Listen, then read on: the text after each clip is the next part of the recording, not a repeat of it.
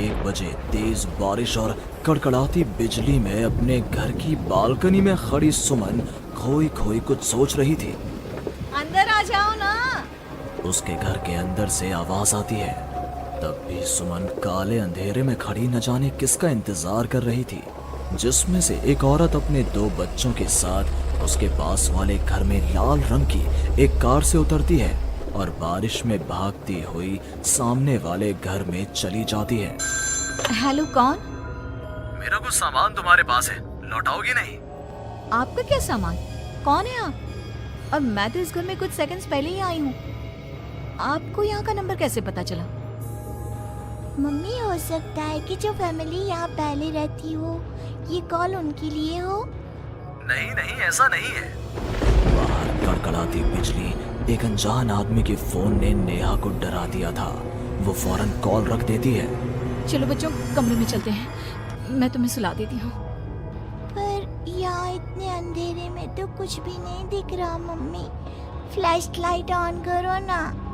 Neha flash on करती है, जहां उसे ऊपर जाने की सीढ़ियां दिखती हैं और चारों तरफ सफेद कपड़ों से ढके हुए फर्नीचर। तभी नेहा की 3 साल की बेटी उससे कहती है, मम्मा घोस्ट। नो माय लव, ये तो वाइट क्लोथ्स हैं। चलो ऊपर, मम्मा आपको स्टोरी सुनाएगी। सुनिए ना, चलो चलो चलो। नेहा स्ट्रॉबेरी को गोद में उठाती है और रोहन के साथ सीढ़ियां चढ़ना शुरू करती है। एक एक कदम उसे ऐसा एहसास हो रहा था मानो वो सीढ़ियों पर नहीं दलदल में कदम रख रही हो।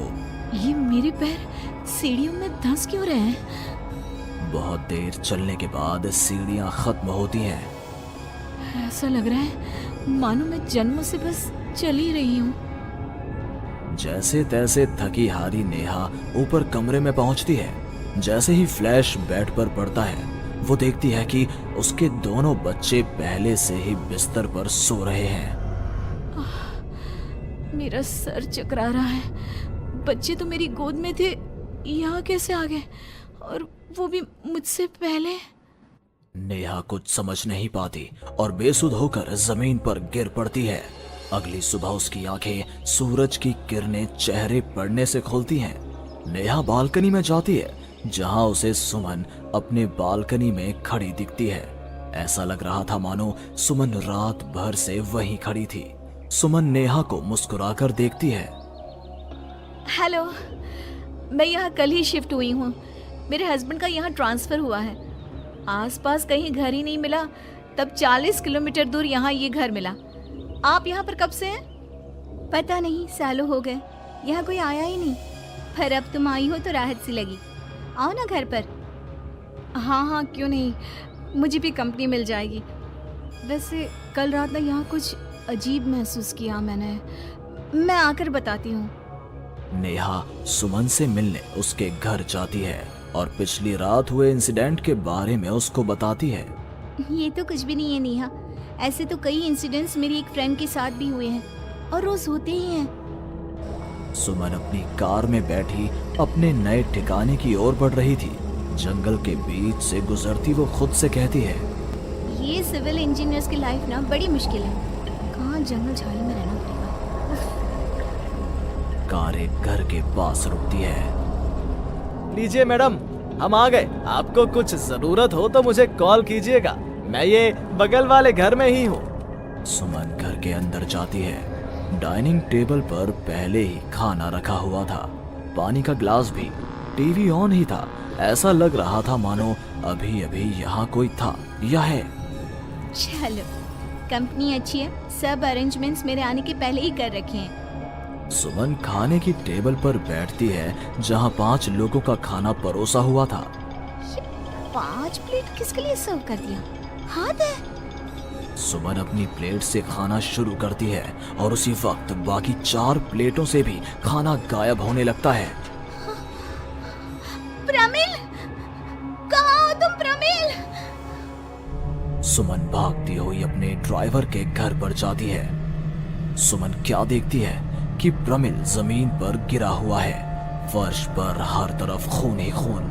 प्रमिल के मुंह से भी खून आ रहा था। वो कराहता हुआ कहता है, मैम, यहाँ रूहें रहती हैं, ये आपको भी नहीं छोड़ेंगी। ये कहते कहते ही प्रमिल दम तोड़ देता है और सुबह के 11 बजे अचानक ही अंधेरा छा जाता है।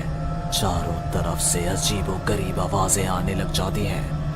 मम्मी, आई, अरे कोई खाना देगा क्या मुझे? अरे जी सुनिए ना, प्लीज प्लीज मुझे मत मारो। पापा बचाओ, ये लोग कौन है? सुमन अपने दोनों हाथों से अपने कान को बंद कर लेती है और जोर जोर से चीखती है। अचानक एक सन्नाटा चारों ओर फैल जाता है। सुमन प्रमिल के घर से बाहर निकलती है। चारों ओर घुप अंधेरा, वो भी कुछ देख नहीं पाती और वापस अपने घर की ओर लौट आती है। इससे अच्छी तो मौत होती, ये मैं कहाँ फंस गई। मम्मा गोदी। अरे सुमन, क्या मरने वरने की बात करती रहती हो?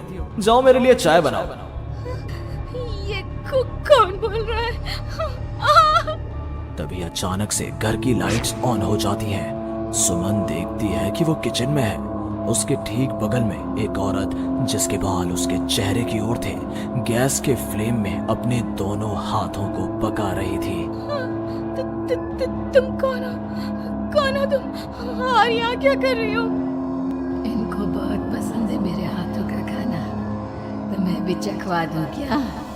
कर्कश आवाज में ये कहती हुई वो औरत झट से सुमन के हाथों को आग में डाल देती है। सुमन चीखती रहती है पर वो औरत उसके हाथों को नहीं छोड़ती। तुम्हारे पेट में एक बच्चा है ना, सुन लिया मैंने। और औरत ये कहती सुमन के पेट पर हाथ फेरने लग जाती है और उसके पेट में हाथ डालकर मांस का टुकड़ा बाहर निकाल कर खा लेती है। मेरा बच्चा। ये तो कुछ भी नहीं, उधर देखो। वो औरत दीवार की तरफ इशारा करती है। दीवार पर खून के ऐसे धब्बे थे मानो नवजात शिशुओं को उसी दीवार पर पटक पटक कर मार दिया गया हो। तभी वहां लगभग 5 साल का एक बच्चा आता है। उसका शरीर पूरा सफेद और आंखें काली थी। माँ, भूख लगी है। वो औरत अपने आग में सेके हुए हाथ को वहीं पास में पड़े चाकू से काटकर बच्चे को खाने को दे देती है। सुमन तो समझो अब मर ही चुकी थी। इतना कुछ देखने के बाद कौन ही जिंदा रह सकता था। अब उसका शरीर भी गवाही दे रहा था। एक कदम भी चलना मुश्किल था। वो दीवार को पकड़ पकड़ कर बाहर हॉल में आती है, जहां डाइनिंग टेबल पर 5 लोगों को बैठा देखती है। बिना सर का एक आदमी टेबल पर अपने बीवी और 3 बच्चों के साथ बैठा था। सभी सुमन की ओर देखते हैं। मम्मी, तुम मेरी मम्मी बनोगी। यहाँ हमारी जैसे बहुत से लोग रहते हैं, बहुत सारे। फिर उस लड़की का क्या हुआ? वो अब जिंदा है? हाँ, उन लोगों को एक जिंदा इंसान भी चाहिए था जिसे वो रूहें रोज मारे, रोज। पता नहीं कितनी ही रूहें हैं, आज भी 1-2 तो दिखी जाती हैं। वो लड़की तो बस निकलने का राह ढूंढ रही है, पर वो निकलेगी कैसे? क्या कोई तरीका है? हाँ, किसी और को उन रूहों के हवाले कर देना यही एकमात्र रास्ता है। तो उसने किसे उन आत्माओं के हवाले किया? किया नहीं, अब करेगी। तुम्हें ये वही घर है और वो लड़की मैं हूँ। अलविदा नेहा।